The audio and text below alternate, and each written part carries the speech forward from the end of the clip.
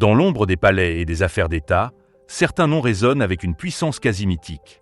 Parmi eux, celui d'Omar Denis Junior Bongo Ondimba, plus connu sous le nom de Junior Bongo, intrigue, fascine et suscite autant de curiosité que de polémiques. Héritier d'une double dynastie présidentielle, fils du défunt président gabonais Omar Bongo et petit-fils du président congolais Denis Sassou Nguesso, Junior Bongo semble destiné à une vie hors du commun. Mais derrière les apparences dorées et les titres officiels, quel est vraiment le destin secret de cet héritier d'un empire politique et économique tentaculaire?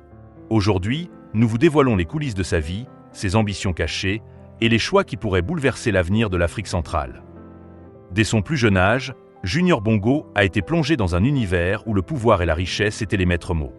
Éduqué dans les meilleures écoles, en Europe et en Afrique, il a rapidement compris que son héritage ne se limitait pas à une fortune colossale, mais qu'il portait aussi une responsabilité immense, celle de préserver et de faire prospérer l'influence de sa famille. Cependant, contrairement à son demi-frère Ali Bongo, qui a suivi la voie politique traditionnelle en accédant à la présidence gabonaise, Junior semble avoir choisi un chemin plus discret, plus stratégique, où le contrôle indirect des affaires et des réseaux est privilégié à l'exposition médiatique.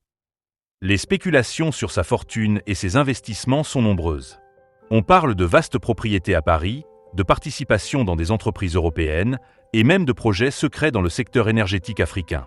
Mais ce que beaucoup ignorent, c'est la manière dont Junior Bongo manœuvre pour rester à l'abri des regards tout en consolidant son pouvoir.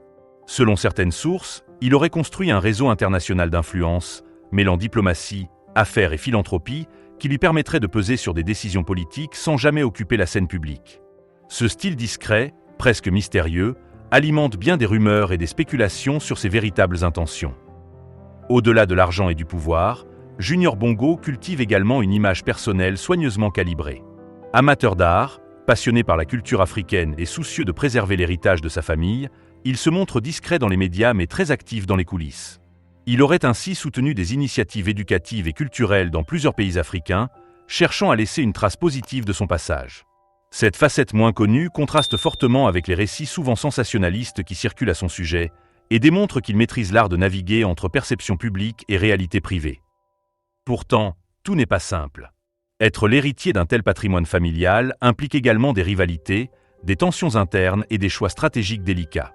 La relation avec son demi-frère Ali Bongo, président du Gabon, est souvent au cœur des discussions.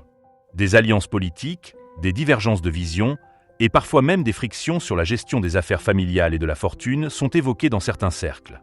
Ces éléments, bien que rarement confirmés officiellement, ajoutent une dimension dramatique à ce destin déjà hors norme. Le destin secret de Junior Bongo pourrait bien se révéler dans sa capacité à influencer sans être visible, à agir dans l'ombre avec un sens stratégique hors du commun. Certains analystes pensent qu'il prépare une succession qui pourrait transformer l'équilibre du pouvoir en Afrique centrale, tandis que d'autres voient en lui simplement un héritier prudent, qui préfère consolider ses acquis avant d'oser toute manœuvre publique.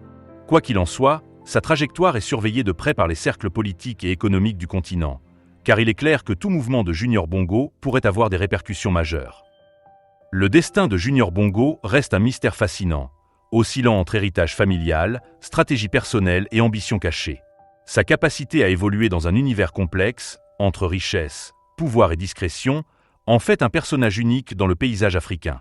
Si certains voient en lui un futur maître de l'influence en Afrique centrale, d'autres préfèrent le considérer comme un héritier prudent, patient et calculateur, dont la véritable force réside dans sa capacité à rester invisible tout en contrôlant les leviers essentiels du pouvoir.